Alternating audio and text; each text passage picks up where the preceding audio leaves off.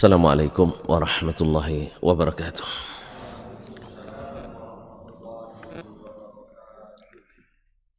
Alhamdulillahi rabbil alamin. Wassalatu wassalamu ala asyrafil anbiya'i wal mursalin wa ala alihi wa ashabihi ajma'in. Amma ba'du, fa'ussi nafsi wa iyyakum ayyuhal muslimun bitaqwallahi azza wa jal fa innahu qad fazal muttaqun. Ya ayyuhalladzina amanu taqullaha haqqa tuqatih wa la tamutunna illa wa antum muslimun. Bapak dan ibu-ibu, saudara-saudara dan saudari-saudari, kaum muslimin dan muslimat yang dirahmati Allah Subhanahu wa taala. Alhamdulillah, pada kesempatan ini Allah izinkan kita berada di majlis ini di Masjid Riyadhul Jannah, Pekanbaru, dalam rangka untuk kembali bersama-sama kita mengaji apa yang sudah diwariskan oleh Nabi alaihi salatu wassalam dalam silsilah mencintai sunnah Rasulullah sallallahu alaihi wasallam. Mudah-mudahan Allah lapangkan hati kita untuk menerima hidayah, walaupun kadang-kadang tidak sesuai dengan apa yang kita inginkan dan apa yang biasa kita lakukan. Karena begitulah dulu awal mula Nabi berdakwah. Nabi alaihissalatu wassalam dianggap membawa sesuatu yang tidak sesuai dengan keadaan, tidak sesuai dengan keinginan, dan tidak sesuai dengan kebiasaan.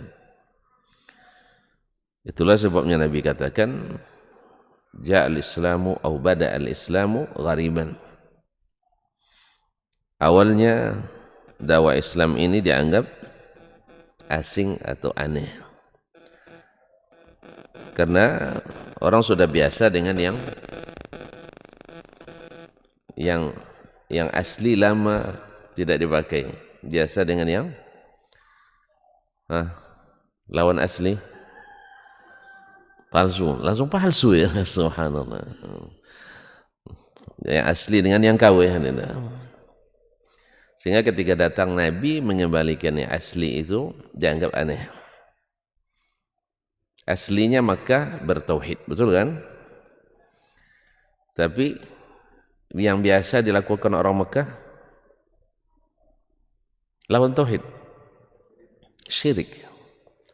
Masya Allah, lawan tauhid, syirik. Betul kan? Apa tandanya? Banyaknya berhala di mana-mana. Bahkan di pusat, di jantung tauhid itu sendiri.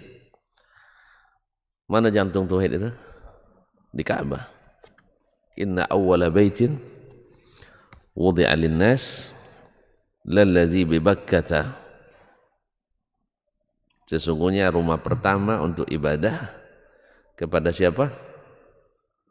Ibadah tidak boleh kecuali kepada Allah, adalah yang di Bakkah.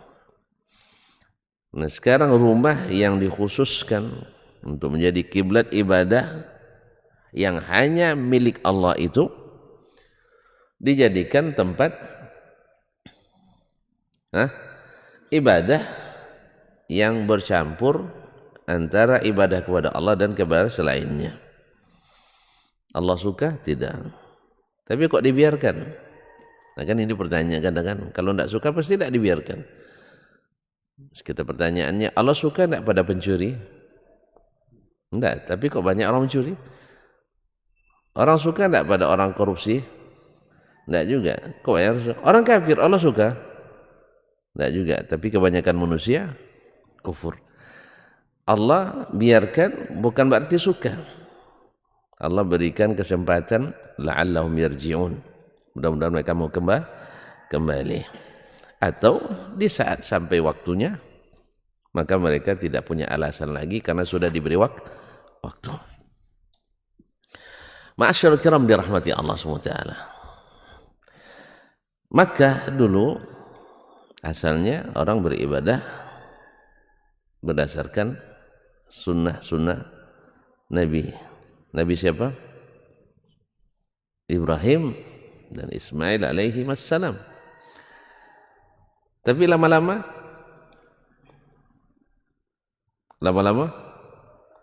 Makkah berubah menjadi tempat-tempat ritual ibadah yang jauh dari ajaran Nabi Ibrahim dan Ismail alaihissalam.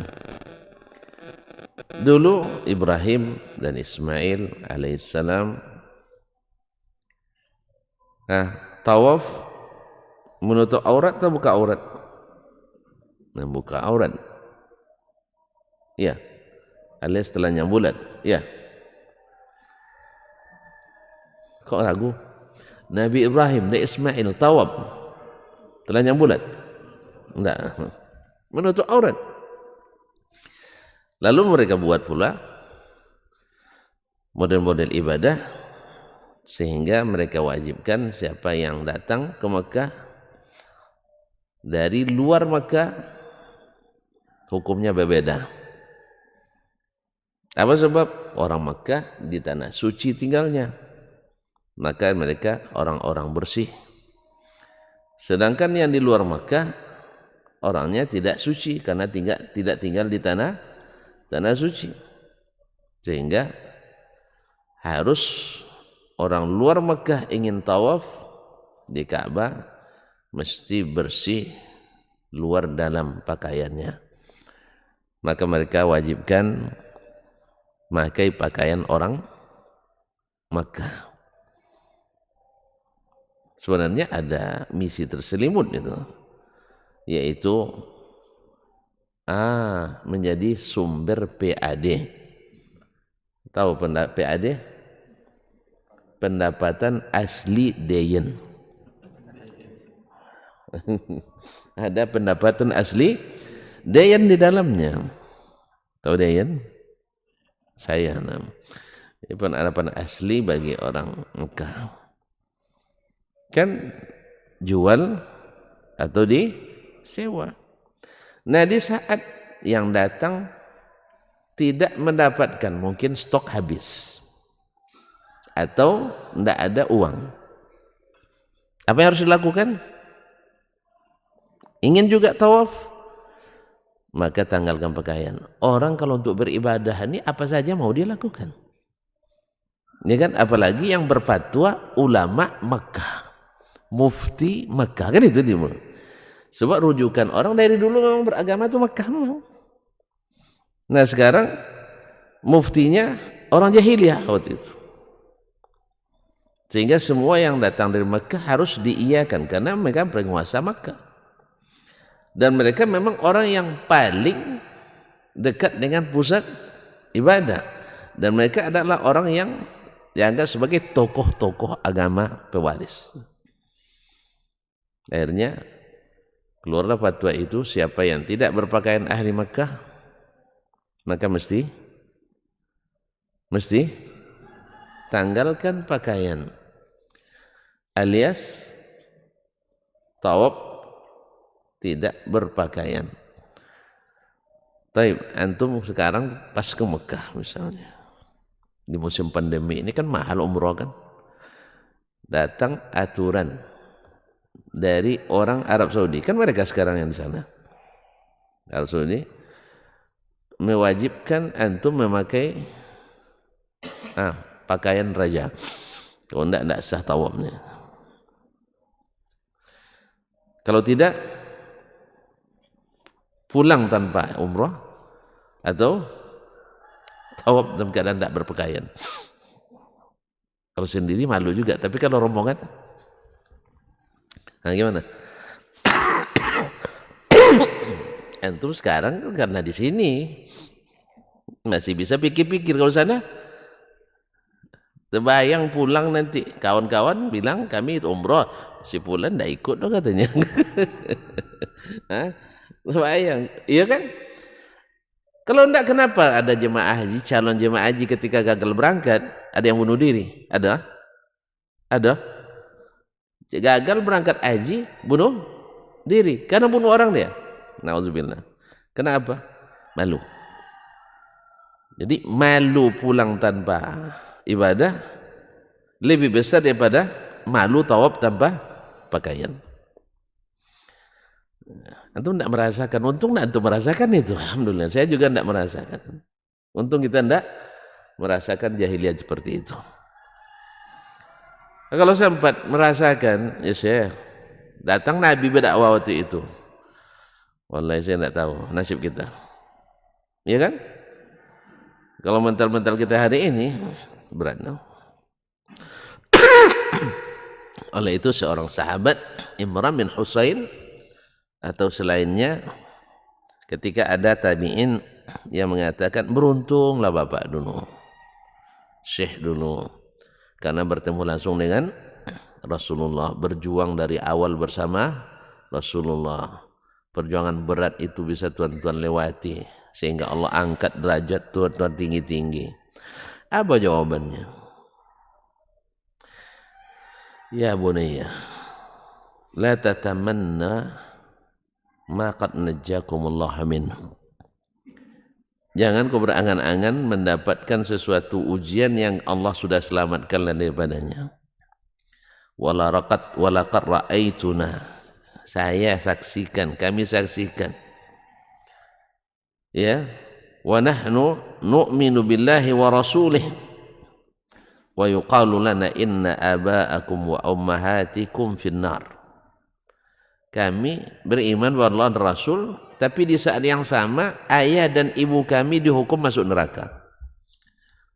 Berat enggak? Berat. Yang menghukum itu siapa? Yang kita ikuti pula. Yang kita ikuti. Siapa dia? Sayyiduna Muhammad sallallahu alaihi wasallam. Seorang yang lama-lama dia bilang saya ngikuti Anda, lalu Anda bilang orang tua saya neraka. Ya berat. Andainya kalian di waktu itu mungkin entah termasuk yang selamat atau yang masuk yang kualat, kita nggak tahu. Maka bersyukurlah kalian tidak diuji dengan ujian itu. Untung antum lahir dari ayah dan ibu yang selamat. Ya, lahir dari yang selamat. Coba lahir di waktu kita harus berhadapan dengan ujian berat itu. Nauzubillah. Jelas ya? Nah, jadi mereka terbiasa dengan keadaan yang tidak mengikuti sunnah para nabi dulu, yaitu yang diutus ke Makkah, Nabi Ibrahim dan Nabi Isa, Nabi Ismail alaihi wassalam. Ada itu dalam sunnah Nabi Ibrahim? Tidak ada. Ada dalam sunnah Nabi Ismail? Enggak ada. Tapi mereka sudah terbiasa. Sa'i apa haji misalnya, mereka rubah-rubah. Dulu talbiyah yang diajarkan Nabi Ibrahim alaihissalam, yang diajarkan Allah kepadanya, labbaik Allahumma labbaik, labbaik la syarika laka labbaik, innal hamda wan ni'mata laka wal mulka la syarika lak. Ya, mereka baca juga, tapi dimodifikasi. Kenapa dimodifikasi? Supaya bisa mengakomodir apa yang mereka inginkan dan yakini. Jadi sunnah yang ditinggalkan itu artinya diwariskan tidak lengkap lagi, karena tidak mengakomodir keyakinan yang mereka yakini atau keinginan yang mereka ingini. Jelas? Kenapa? Di dalam talbiyah itu syirik dinafikan secara mutlak. La syarika lak. Tidak ada sekutu bagimu. Tapi mereka meyakini ini patung-patung ini replika orang-orang saleh. Kan orang saleh itu. Al-Lata, Al-Uzza, Manat, itu semua nama-nama orang saleh Makkah dulu. Tak tahu tuan-tuannya? Tak tahu? Subhanallah. Al-Lat kana yaluttus sawiq lil hujjaj. Dia yang dulu tukang adon apa namanya untuk buat kue. Hah? Yang saking banyaknya dia memberikan sedekah makanan dalam bentuk roti kepada jemaah haji, maka dia disebut Al-Lata, yang banyak membuatkan roti untuk jemaah. Dijual? Enggak, dibagi-bagi gratis.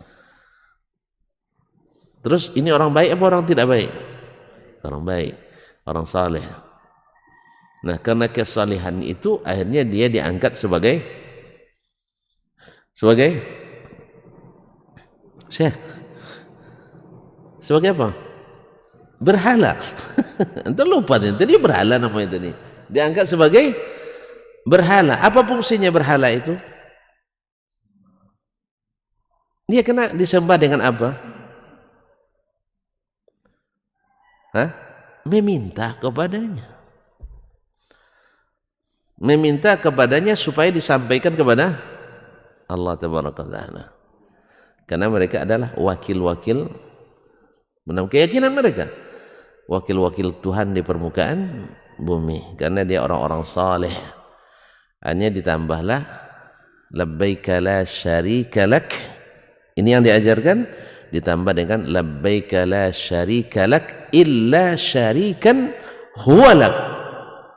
Kan syairnya pas juga kan sajaknya. Labbaik Allahumma la syarika lak illa syarikan huwa lak. Pakai lak-lak juga kan? Kecuali sekutu yang memang engkau miliki. Sekutumu ini bukan Tuhan, tetapi hambamu juga. Cuman kami berdoa kepadanya karena dekat kepadamu. Jelas? Jelas tuh? Maka orang-orang saleh ini di ibadahnya mereka rubah lagi, ya, dirubah lagi dengan pendapat juga bahwasanya ketika mereka tahu apa namanya wukuf, kalau Nabi Ibrahim dan Ismail dulu ngajarkan wukuf di mana? Tidak pernah haji dulu masa Nabi Ibrahim. Tuan-tuan tidak pernah pergi haji. Tuan-tuan haji, siapa sudah haji?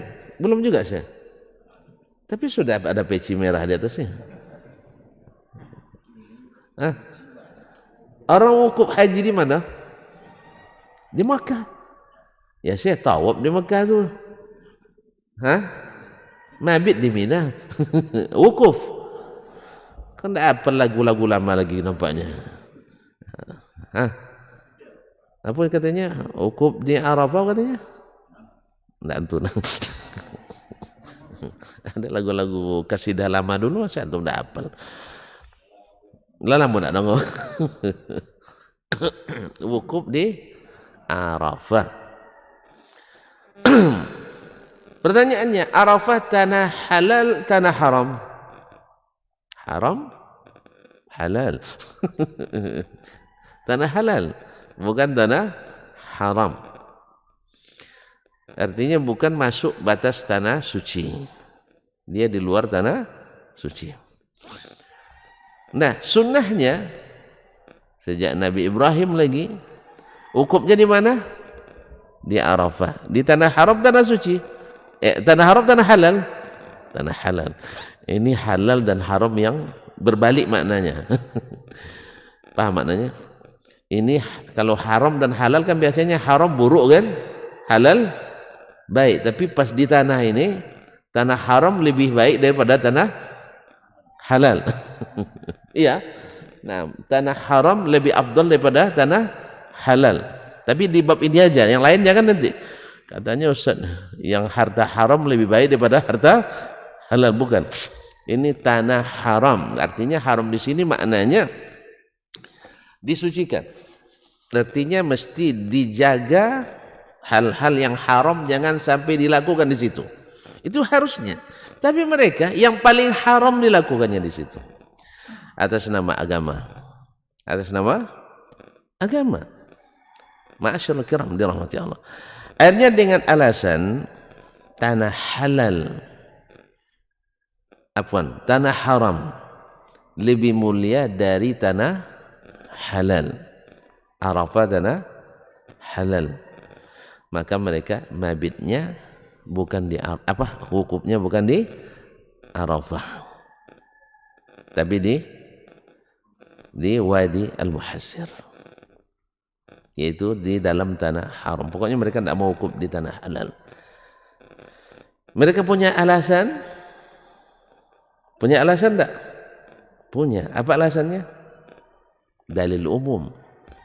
Dalil umum. Apa dalil umumnya? Tanah haram lebih afdal daripada tanah halal. Tanah haram lebih afdal dari tanah halal. Arafah tanah halal. Jelas? Semuanya kan alasan logis lagi. Alasan filosofis. Kemudian diajukan ke studi akademisnya. Nah, karena rata-rata berpikir dan beragama aja dengan pikiran waktu itu semuanya disetujui. Semuanya disetujui. Kenapa? Dasarnya agamanya sudah berdasarkan logika, realita dan fakta. Memangnya kan orang suka. Orang suka. Kalau suka orang mesti dilegalkan. Mereka rubah pula yang seperti ini. Jelas Ustaz? Jelas? Baik. Apa lagi? Sampai ke hukum-hukum sosial. Apa contohnya? Ustaz? Apa contohnya? Hukum ibu tiri.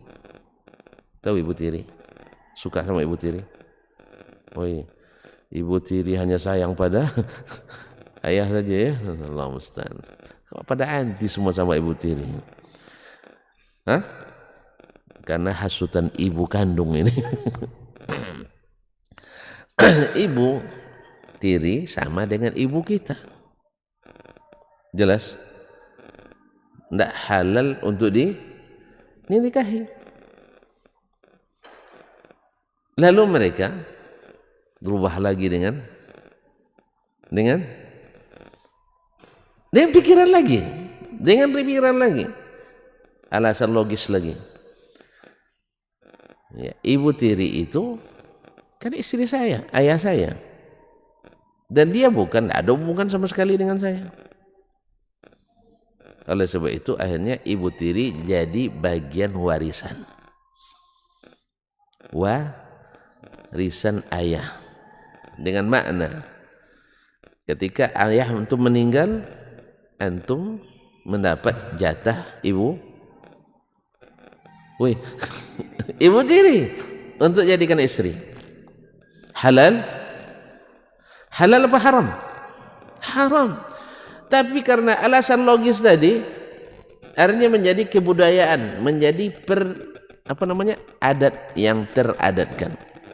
Bukan adat asli, enggak. Yang teradatkan. Kan menurut kebutuhan waktu itu, kalau pada tersia-siakan lebih baik diwarisi. Habis ayahnya, anaknya pula yang menikah sama perempuan itu. Haram. Tapi mereka halalkan dengan apa? Dengan apa? Alasan pikiran lagi. Tuntutan sosial. Keinginan. dan seterusnya kaum muslimin dan muslimat dirahmati Allah. Makanya kaum muslimin, kalau kita ikuti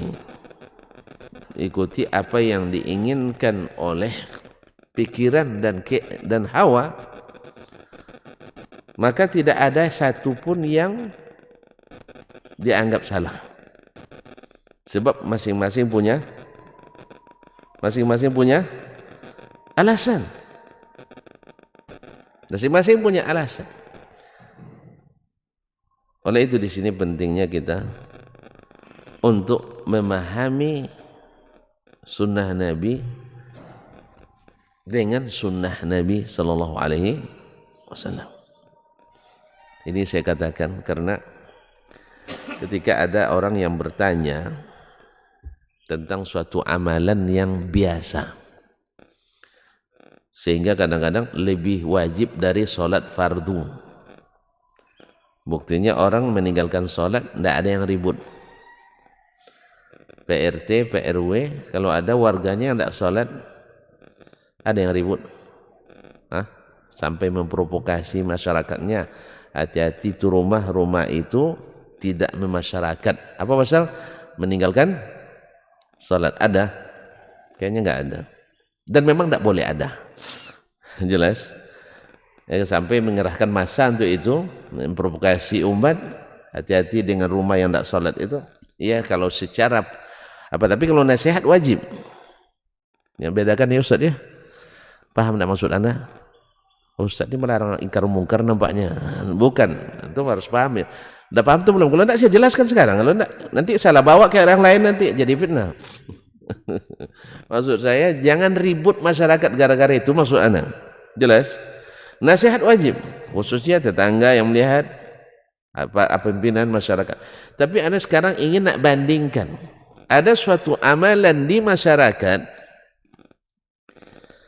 ya sepertinya lebih wajib daripada tauhid kepada Allah Subhanahu wa taala.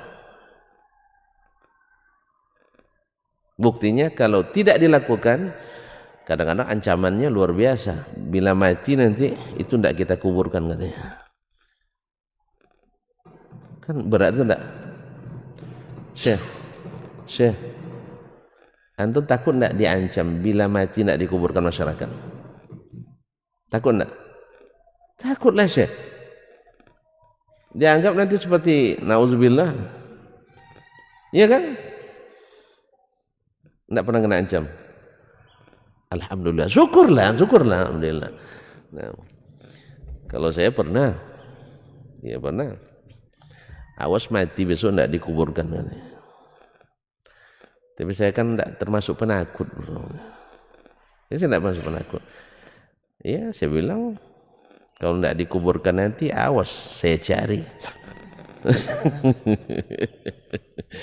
Kan mayat tidak dikuburkan dalam keyakinan masyarakat kan arwah gentayangan. Ini takut juga mereka, keder juga mereka dengarnya. Antum kalau tidak kuburkan saya nanti saya cari, takut enggak? Ini lucunya kita kalau orang hidup mencari tidak begitu takut, tapi orang mati nyarinya ketakutan. Itulah salah satu tanda peninggalan jahiliyah masih ada sama kita. Iya kan? Dicari orang mati takut kan? Tapi ada orang hidup nyari tidak takut dia. Gua hadapi katanya sampai titis darah penghabisan katanya. Tapi orang mati nyari takut dia. Kan gitu kebanyakan kita masih ada peninggalan ini. Nauzubillah tsumma nauzubillah. Saya bilang kalau tak dikuburkan nanti hanya gara-gara suatu amalan yang tak berdasar itu tidak apa-apa. Karena orang yang meninggal dalam keadaan muslim wala tamutunna illa wa antum muslimun, tidak ada masalah nak mati di laut, nak mati terbakar hangus, nak tidak ditemukan jenazahnya, tidak apapun sama. Kemudian kedua, kaum muslimin dan muslimat dirahmati Allah, tidak mungkin antum tidak didoakan. Sebab kan selalu antum bilang khatib tiap Jumat, Allahumma ighfir lil muslimina wal muslimat wal mu'minina mu'minat. Antum kalau mati orang beriman kena doa ini. Betul kan? Nah, apa lagi?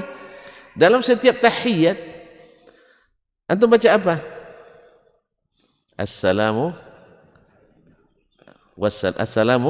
alaina wa ala ibadillahi as-salihin. Mati antum kadang saleh, kena lagi.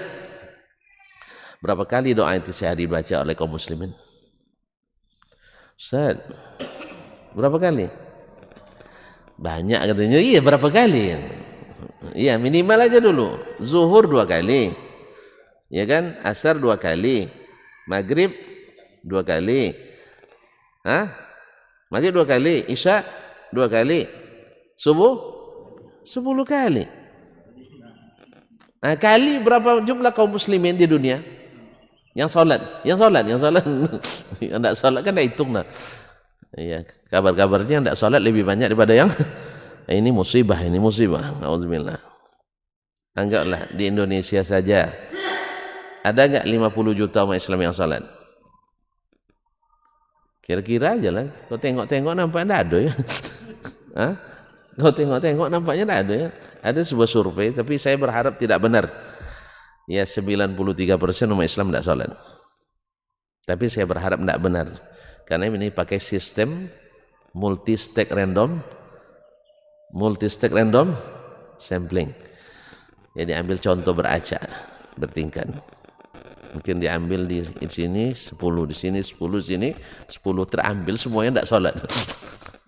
Paham tak? Misalnya diambil di pasar sini 10, ambil pola pasar sana 10, di sekolah ini 10, di masjid, bukan masjid, di apa? Di masyarakat ini 10, RT ini 10, misalnya ini, ya, ternyata terambil yang dah sholat lebih banyak. Jadi keluar hasil survei. Jelas, Ustaz? Makanya survei tidak bisa jadi dalil. Karena apa? Pelakunya, surveyornya sendiri merasa ragu dengan hasilnya. Kan masih perlu dilanjutkan survei berikutnya. Kan itu, ragu. Ala kulli hal. Nah, adanya yang sholat 50 juta. Antum kali 10. Nah, 10 kali 50. Ya saya belum menerima gaji. Udahlah, datangkan 13 nih. Udah habis ya? 10 kali 50. 500 kali doa untuk kita. Oleh sebab itu perlu takut lagi tidak disolatkan? Tidak perlu. Karena kewajiban salat itu wajibnya bagi yang hidup, bukan bagi yang meninggal. Cuman manfaatnya ada bagi yang meninggal. Jelas. Tapi yang lebih bermanfaat bukan itu. Itu tambahan cuma modal antum. Tauhidnya bagus. Tidak ada yang dirubah-rubah. Ibadahnya mantap. Walaupun tidak sama, tapi mengikuti Rasulullah SAW. Bermutu. Muamalahnya terjaga. Jangankan yang haram, yang subuhat jadi ya, tinggalkan. Akhlaknya luar biasa. Luar biasa akhlaknya.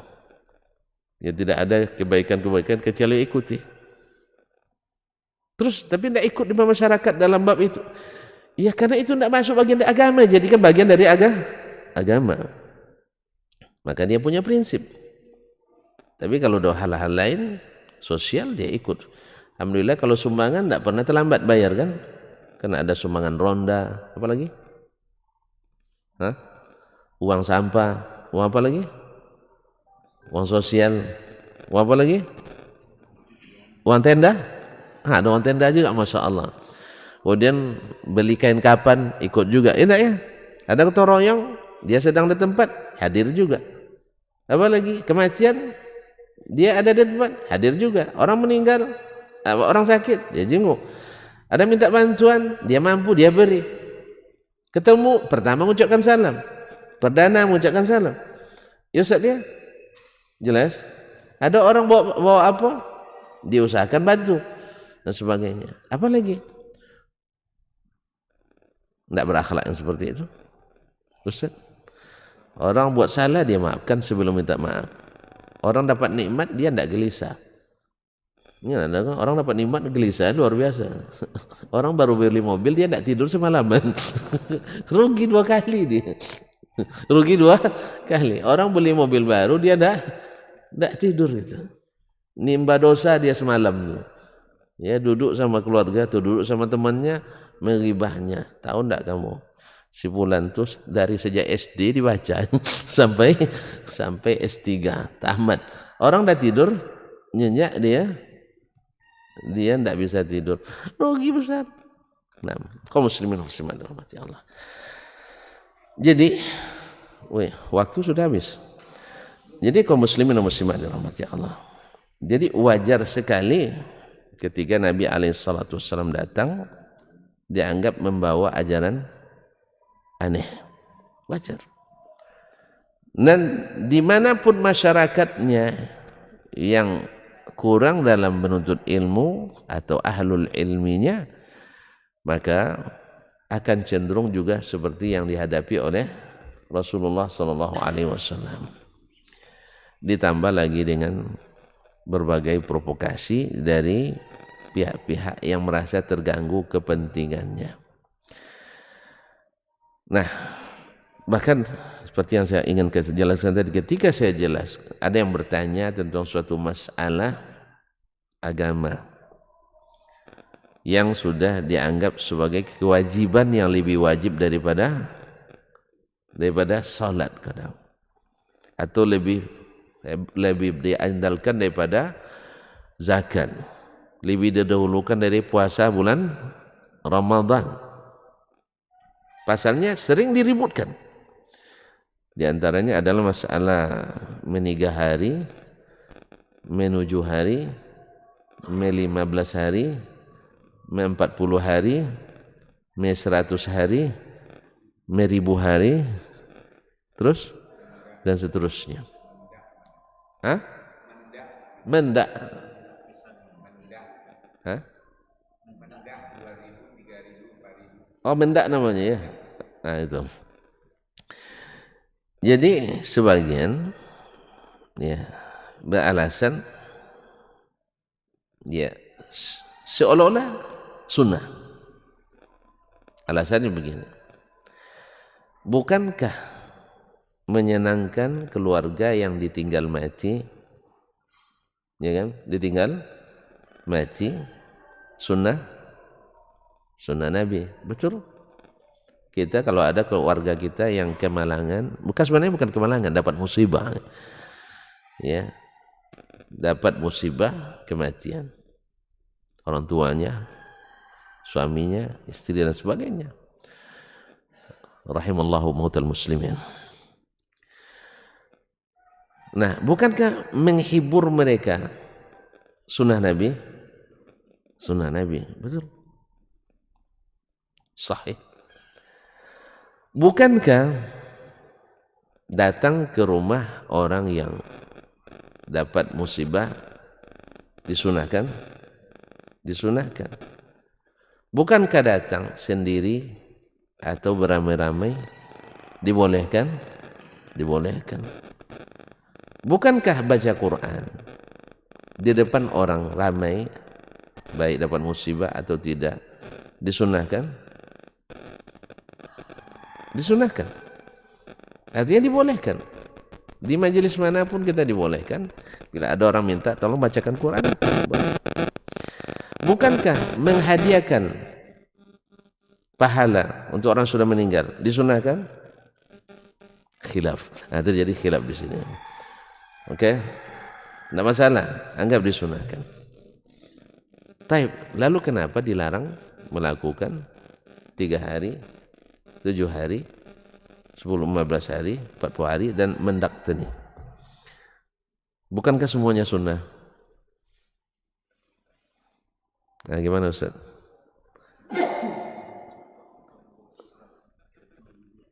Tapi Nabi yang sunnahkan tadi baca Quran.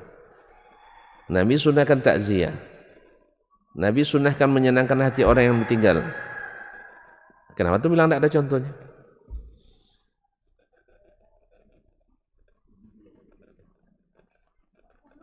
Bukankah Nabi yang mencontohkan mengunjungi orang yang meninggal? Hah? Kalau disebut sunnah berarti ada contohnya, akhi. Kan itu tadi bilang, bukankah Nabi yang mencontohkan? Iya, Nabi yang contohkan. Nah, kenapa dilarang?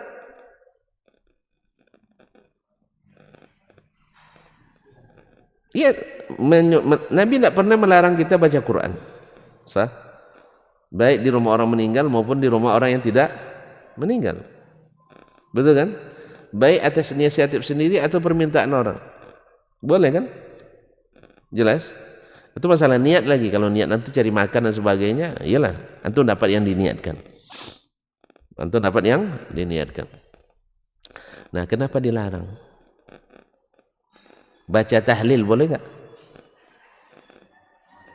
Boleh. Sunnah Nabi tidak baca tahlil? Sunnah Nabi. Terus kenapa dilarang?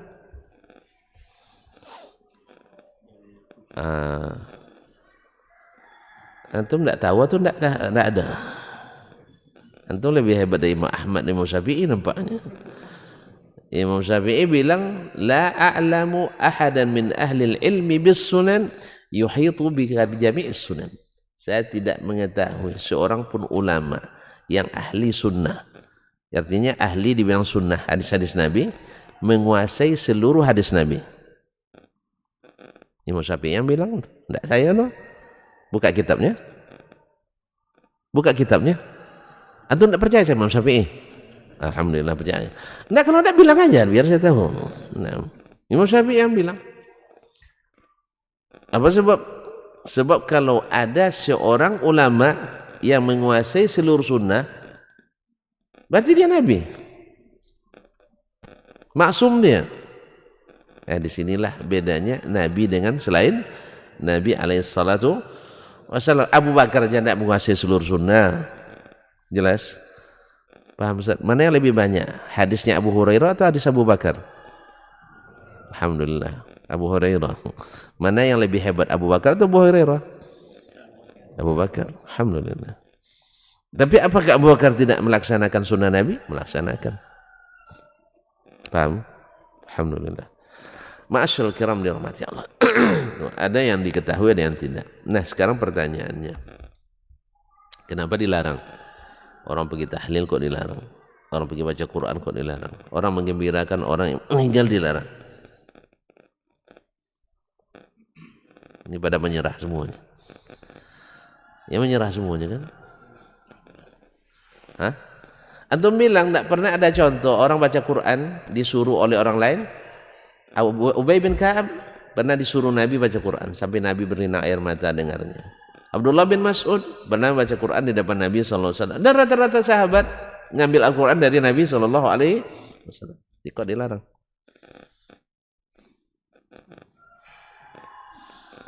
Syekh, nah menyerah nampaknya.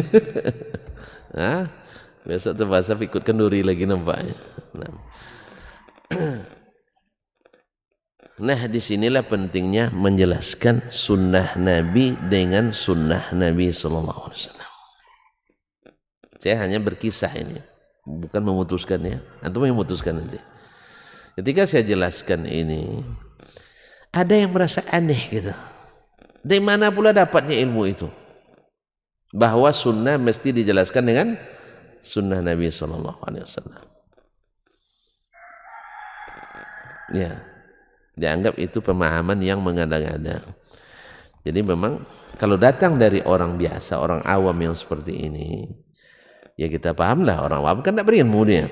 Tapi kalau datang dari orang yang berilmu, tidak tahu bahwa hadis Nabi mesti dipahami dengan hadis Nabi, ini luar biasa. Dua kemungkinan atau tiga, satu lupa, dua belum tahu, dan ini kayaknya payah, yang ketiga menyembunyikan ilmu. Mana yang bagus? Tidak tahu, lupa, atau menyembunyikan ilmu? Nggak ada yang bagus. Nggak tahu kurang bagus, lupa juga nggak bagus, menyembunyikan ilmu lebih tidak bagus.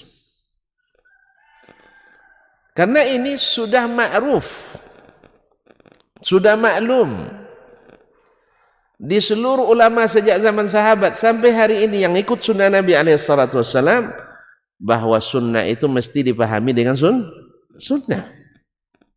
Mesti dipahami dengan sunnah Nabi sallallahu alaihi wasallam. Kalau antum ahli usul fikih, karena tidak ada yang kalau sudah ngaku ulama yang tidak belajar usul fikih. Saya karena tidak ngaku ulama jadi tidak wajib usul fikih bagi saya. Ini bukan berarti tidak pernah belajar. Antum tidak tahu buku-buku yang pernah saya pelajari? Ayo ke rumah. Saya tengokkan coretannya. Ma'asyiral kiram dirahmati Allah SWT. Mustahil seorang yang alim tak belajar usul fikih untuk zaman ini. Kalau zaman Abu Bakar ya tidak ada lah usul fikih itu. Tapi terapannya ada. Kalau sekarang teorinya ada, terapannya itu aja bedanya. Di zaman sahabat teorinya nggak ada. Kalau ditanya ma huwa al-hukmus syar'i, mereka tidak bisa menjawabnya dengan definisi. Tapi mereka jawabnya ini Al-Quran dan hadis. Itulah hukum syar'i itu katanya. Aplikasinya ada. Kalau sekarang banyak teori tapi aplikasinya kadang-kadang nihil. Bukankah kaidah yang mengatakan maqasidul lafzi ala niyatil hafiz, maksud dari ucapan itu tergantung pada niat orang yang mengucapkannya, orang yang mengucapnya. Ucapan Allah yang beritahu maknanya. Ucapan Rasulullah dia yang lebih tahu apa yang dimaksud. Ustaz, jangan menyerah dulu. Nah, oleh sebab itu datanglah tafsir. Kalau kita tuan-tuan belajar tafsir, tafsir paling tinggi itu adalah menafsirkan ayat Al-Quran dengan ayat Al-Quranul Karim. Ini tidak tahu saya ada khilafnya. Bi ijma'il ulama bahwa menafsirkan Al-Quran yang paling tinggi adalah dengan Al-Quran. Jelas Ustaz, karena Allah lebih mengetahui apa yang diinginkannya daripada selainnya. Betul? Oleh sebab itu nanti kalau ada bahasa saya yang menurut antum keliru, jangan tanya Ustaz lain, tanya saya. Ini enggak, kadang-kadang antum ngintip kan, ngintip dia medsos, dapat ucapan mas saya yang menurut antum bisa diplesetkan. Nanya ke Ustaz tukang pleset pula, akhirnya terpleset. Harusnya antum kalau jujur nak beri nasihat saya, tinggal telepon, tinggal datangi. Kadang tiap hari badu-adu hidung tuh. Ini badu-adu hidung tahu? Ini jumpa terus tiap hari, tapi tak ada klarifikasi, langsung keluar di medsos status. Ini orang jujur atau orang tidak jujur? Jujur, ini bukan nasihat. Seperti kata Imam Syafi'i rahimahullah, man nasahani bima baini wa bainahu faqad nasahani. Siapa yang menasihati saya berhadapan langsung berdua, ini yang betul-betul nasihat. Wa man nasahani amamal mala' faqad fadahani. Dia menasihati saya di depan orang ramai, ini bukan nasihat, ini untuk cari keburukan. Jelas? Karena yang lebih tahu maksud ucapan saya sendiri, bukan Ustadz Pleset. Ustadz Pleset suka yang tidak terpeleset pun ditolak-tolakkannya juga. Jadi itu kaum muslimin. Yang kedua, menafsirkan Al-Quran dengan sunnah Nabi sallallahu alaihi wasallam. Ini manhaj yang jelas terang benderang. Kemudian menafsirkan Al-Quran dengan perkataan para sahabat. Sebab sahabat ngambilnya dari Rasulullah sallallahu alaihi wasallam. Jelas? Ngambilnya dari Rasulullah sallallahu alaihi wasallam. Kemudian tafsirkan dengan bahasa Arabnya orang Arab, bukan bahasa Arabnya orang Aceh. Karena akan jauh bedanya nanti dengan zok Arab dengan zok Aceh, tidak sama. Jelas? Nah, kemudian sebab-sebab yang lain di bawahnya, tafsir yang lain di bawah itu semua. Nah, kalau dari Al-Quran dengan Quran, sekarang sunnah ditafsirkan yang paling tinggi dengan Al-Quranul Karim.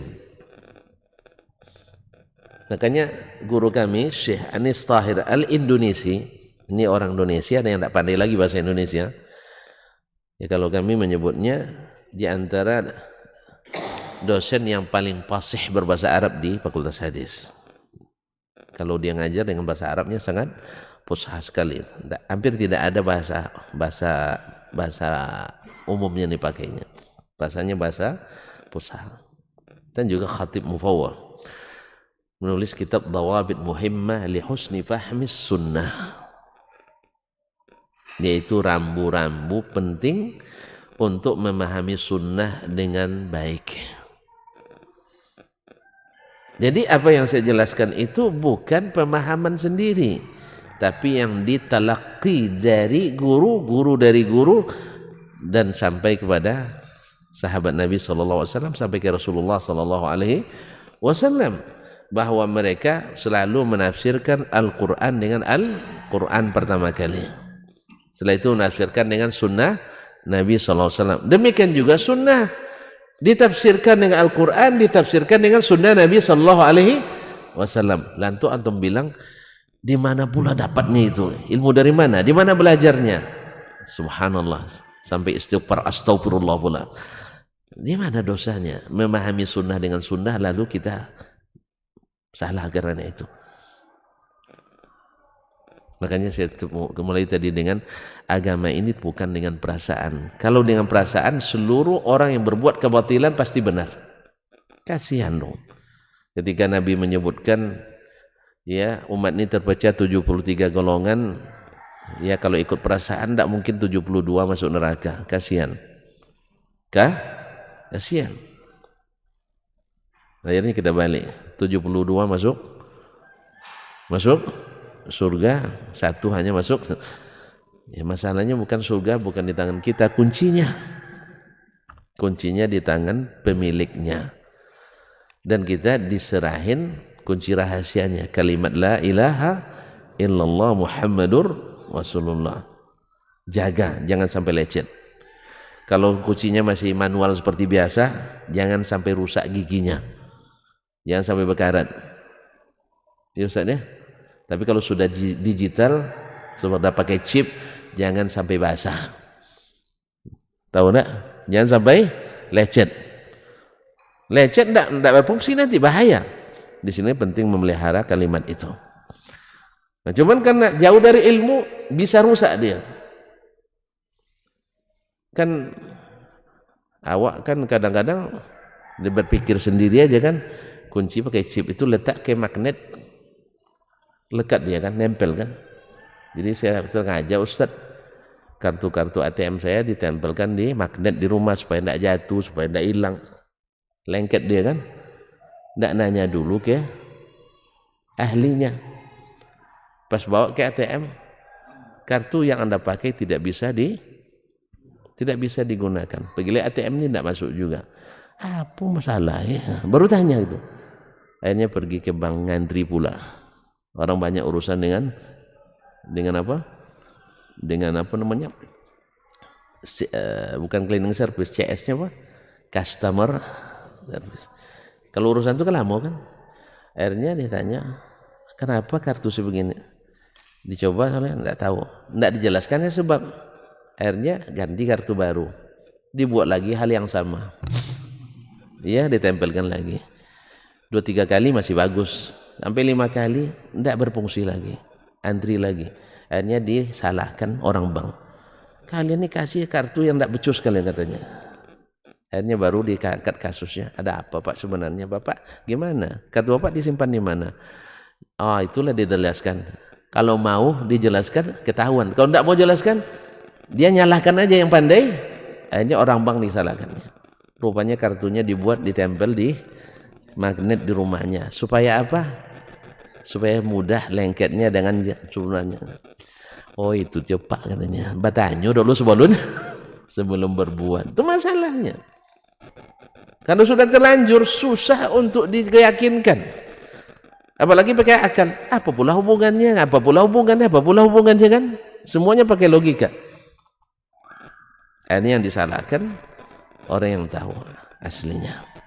Jadi kaum muslimin dan muslimat, menafsirkan sunnah Nabi dengan sunnah Nabi adalah bagian daripada cara kita mencintai sunnah Nabi SAW dan bukan hal yang baru. Ini sejak dari dahulu mereka menafsirkan sunnah Nabi dengan sunnah Nabi SAW dalam banyak bukti. Mudah-mudahan nanti kita Allah mudahkan kita membaca dawabit ini supaya yang lupa jadi ingat kembali, yang tidak tahu supaya berkat ilmu, dan yang menyembunyikan ilmu supaya diketahui ternyata tidak jujur dalam berilmu, sehingga orang pun awas gitu, tidak sembarang mengambil ilmu, karena mengambil ilmu dari yang menipu tidak bagus. Tapi kalau tidak sengaja tentu saja Allah maafkan. Kalau tidak sengaja biasanya mencabut kembali kenyataan. Tapi kalau tetap dengan keadaan seperti itu berarti penipu dalam berilmu. Makanya datang dalam iqtida' oleh ilmil amal ketika Nabi Isa alaihissalam menasihati para ulama di zamannya, jangan kalian jadi penipu dalam berilmu. Ada penipu dalam berilmu sepanjang zaman ada. Sampai ada yang berfatwa Abu Talib masuk Islam katanya. Ada yang berfatwa Abu Talib masuk Islam.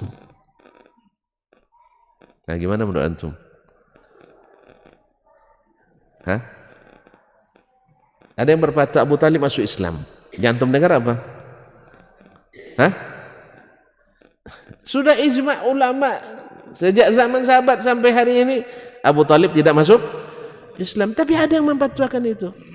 Antum nak ikuti juga supaya ada sensasi. Ini penipu dalam berilmu. Oleh itu kaum muslimin muslimat, maka menjelaskan orang menipu dalam berdagang wajib dijelaskan, apalagi yang menipu dalam ilmu. Jadi sunnah Nabi mesti dipahami dengan sunnah Nabi. Nah, kembali ke masalah biar beliau nyaman sedikit. Ana mau ke sini. Assalamualaikum Ustaz. Assalamualaikum. Masih marah juga? Ini kata kuncinya.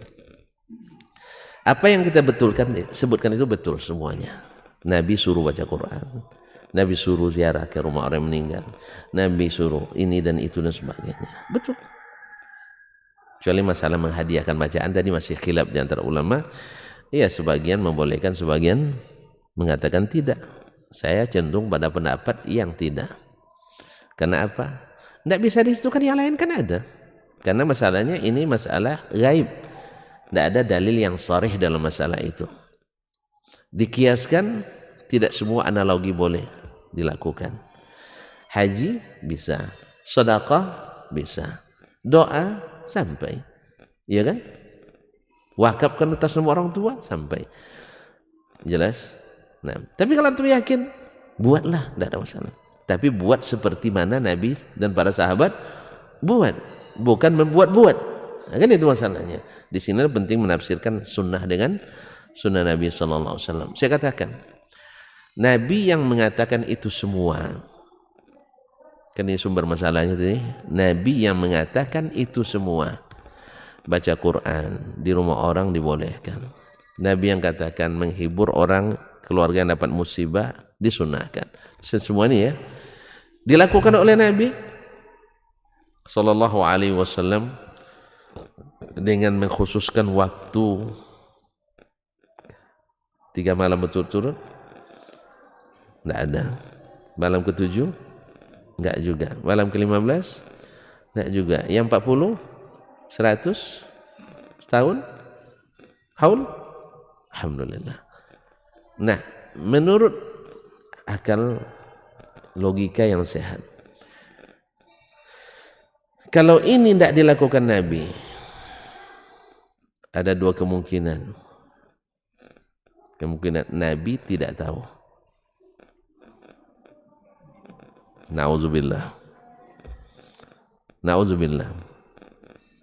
Tidak mungkin Nabi tahu, tidak mengetahui suatu keutamaan dalam ibadah, tiba-tiba kita tahu. Na'udzubillah. Kemungkinan kedua yang mungkin kita katakan adalah Nabi tahu tapi tidak dianjurkannya. Dan Nabi menyembunyikan risalah. Mungkin selain beralasan Nabi kan sibuk. Subhanallah, seolah-olah Nabi lebih banyak waktu kerjanya daripada Nabi masih sempat santai dengan keluarganya.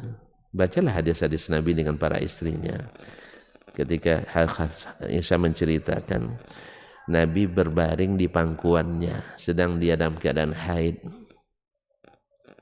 dan Nabi membaca Quran di pangkuan Aisyah yang sedang haid, sehingga di sini lahir hukum bahwa membaca Quran sambil bertiduran di pangkuan istri yang sedang haid boleh apa tidak? Woi, jawab cepat, waktu habis. Boleh, gitu ya. Boleh enggak orang haid dengar Quran? Boleh. Ya tak? Boleh enggak suami mendekati istrinya yang sedang haid? Boleh. Boleh enggak makan sama istri yang sedang haid? Boleh. Banyak. Boleh enggak baca Quran sambil berbaring? Boleh. Berarti santai kan? Kalau baringan apa namanya? Santai enggak? Alhamdulillah. Jadi tidak benar kalau Nabi selamanya dalam kondisi sibuk terus. Ketika anak atau cucu meninggal, dia hadir. Anaknya meninggal, dia ada. Berapa banyak orang meninggal zaman Nabi SAW, dia tidak melakukan hal itu. Jelas?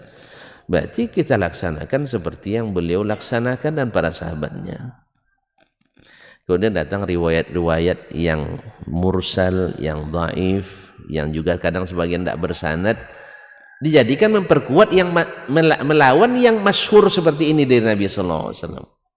Ini kan dari Nabi kan mutawatir ini, tidak ada dilakukan.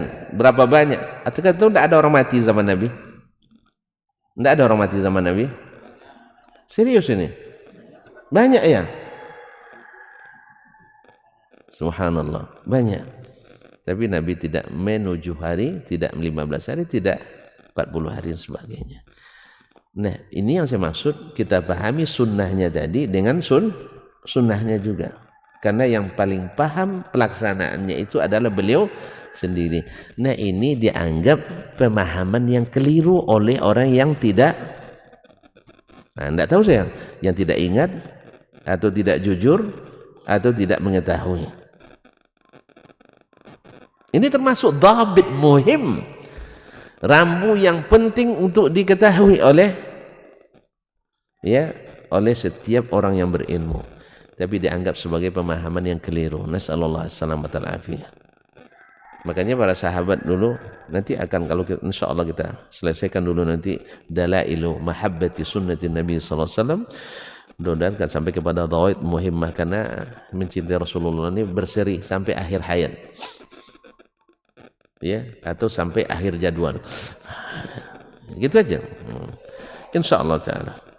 Kita bacakan dhabit ini karena ternyata masih tersembunyi bagi banyak kalangan, termasuk orang yang sudah diklasifikasikan atau diidentifikasikan sebagai ulama. Ternyata masih kabur dalam masalah ini. Demikian juga dengan para pecinta yang juga buta terhadap masalah ini. Jadi kalau begitu terpaksa diterangkan terus. Terpaksa terangkan terus supaya lama-lama terlihat juga. Maklumlah kadang karena biasa tempat yang gelap tiba-tiba terang, tidak nampak juga. Antum biasa di tempat gelap tiba-tiba cahaya terang benderang, silau enggak? Silau, itu biasa itu. Tapi bawa duduk dulu, kocek-kocek mata gini ya, sambil pegang-pegang kening, menghilangkan rasa pening tadi, insyaallah akan terlihat jelas. Yang namanya al-haqqu ablaj wal batilu lajlaj. Yang hak itu terang benderang. Seperti kata Mu'adz bin Jabal, alaihi nurun minallah. Kebenaran itu bercahaya, terang. Sedangkan kebatilan itu gelap dan berliku-liku. Oleh sebab itu ambil yang terang, jangan ambil yang gelap dan berliku-liku. Mudah-mudahan bisa dipahami dengan baik. Ada pertanyaan? Tidak usah, saya mau katir sekarang ya. Tidak usah, nanti panjang ceritanya. Ya, panjang ceritanya. Yang ingin saya jelaskan bahwasanya memahami di antara bentuk cinta kita pada Nabi sallallahu alaihi wasallam dan sunnahnya, memahami sunnahnya dengan sunnahnya juga. Dan ini bukan manhaj baru temuan Dasman Yahya Ma'ali, tidak. tapi ini adalah manhaj yang diajarkan Nabi sallallahu alaihi wasallam. Siapapun yang akrab dengan sunnah Nabi akan paham itu. Dan kalau ada yang tidak paham, berarti perlu kita untuk sama-sama belajar lagi, kita timba ilmu. Dan kalau lupa, saling mengingatkan. Kalau ada yang menyembunyikan ilmu, ya yang menyembunyikan diingatkan, dan kita juga mengingatkan umat dengan ilmu tersebut. Wallahu musta'an. Kalau dianggap sebagai sesuatu yang tidak biasa, memang kalau lama kita tidak ngaji, kena mah kita. Lama tidak makan, kena penyakit mah. Apalagi selalu terlambat makan. Makanya jangan lama-lama makan enggak. Makanya saya sudahi karena waktunya sudah sarapan. Ya, kita sudahi saja sampai di sini. Mudah-mudahan tidak kena mak kita nanti. Demikian juga ngaji tidak boleh lambat-lambat. Ngaji yang bergizi. Karena kalau ngaji tak bergizi juga seperti itu. Kalau isinya dongeng, cerita-cerita mimpi, perasaan-perasaan, pengalaman-pengalaman pribadi, ini tidak sama pengalaman orang dengan kita. Saya 15 tahun di Madinah tidak pernah jumpa Nabi berjalan. Orang tidak pernah ke Madinah bisa menghadirkan Nabi ke sini. Ini kan pengalaman dongeng-dongeng seperti ini. Ya, orang yang tak ngaji cepat percaya. Tapi orang yang berilmu tidak mau tertipu. Jelas? Ustaz, saya mau klaim ketemu Nabi lah sangat mudah sekali. Orang tidak mungkin mendustakan saya. Lama saya di Raudhah. Tuan-tuan, Raudhah kan sebentar-sebentar. Yang pernah umrah ke Raudhah sebentar-sebentar dapat kan? Saya sempat tidur saya di Raudhah. Karena dulu di awal-awal 90-an tuh Pak Haji, orang tidak ramai situ. Apalagi selepas musim haji kan? Selepas musim haji di bulan-bulan Muharram itu, alhamdulillah bisa tiduran di situ. Nah, kalau saya nak klaim satu hari selepas mengaji Sahih Bukhari, ya kan, di Raudhah Asy-Syarifah, saya tertidur, tiba-tiba keluar cahaya dari makam Rasulullah sallallahu alaihi wasallam. Rasanya usapnya kepala ini. Ya Dasman, semua pemahamanmu tentang hadis sahih, ya pasti benar. Jadi siapapun menyalahkan kamu masuk neraka. Sempat begitu saya, auzubillah tsumma na'udzubillah. Orang percaya dong, 15 tahun di Madinah. Antum sekali aja pergi umrah, pergi haji, langsung dapat karamah itu. Masa saya lama di situ. Kalau selawat, insya Allah tidak dihitung, karena orang baca hadis itu selalu berselawat karena Nabi SAW lebih banyak lagi daripada antum duduk sekali sepekan, sekali sebulan misalnya selawatan. Berapa? Cuma 1000.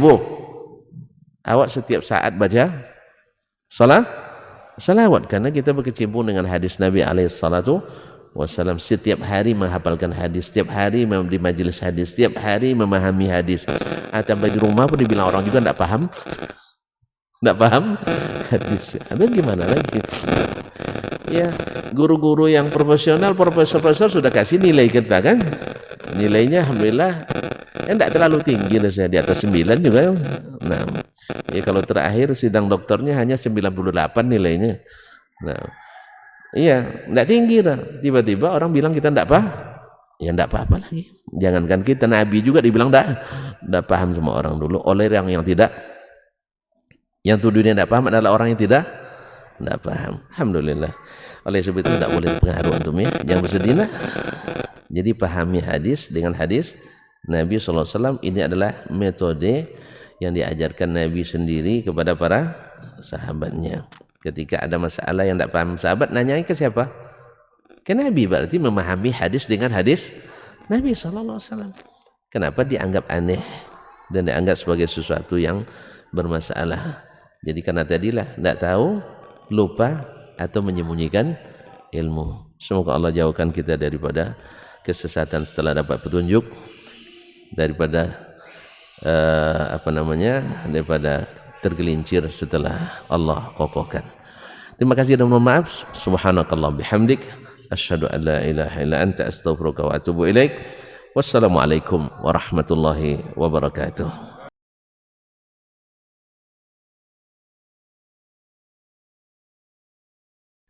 Majtama'a qaumun fi baitin min buyutillah yatluna kitab Allah wa yatadarasunahu fima bainahum illa nazalat alaihimus sakinah wa ghasyiyatuhumur rahmah wa haffat bihimul malaikah wa dzakarahumullahu fi man indah.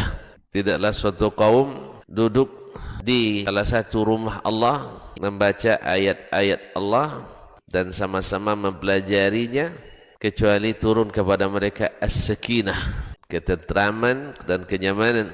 Wa ghasyiyatuhumur rahmah, dan mereka diliputi pula oleh rahmat, kasih sayang dari Allah Subhanahu wa taala. Wa haffat bihimul malaikah, dan mereka pun dikelilingi oleh para malaikat, karena malaikat suka majlis-majlis zikir dan ilmu.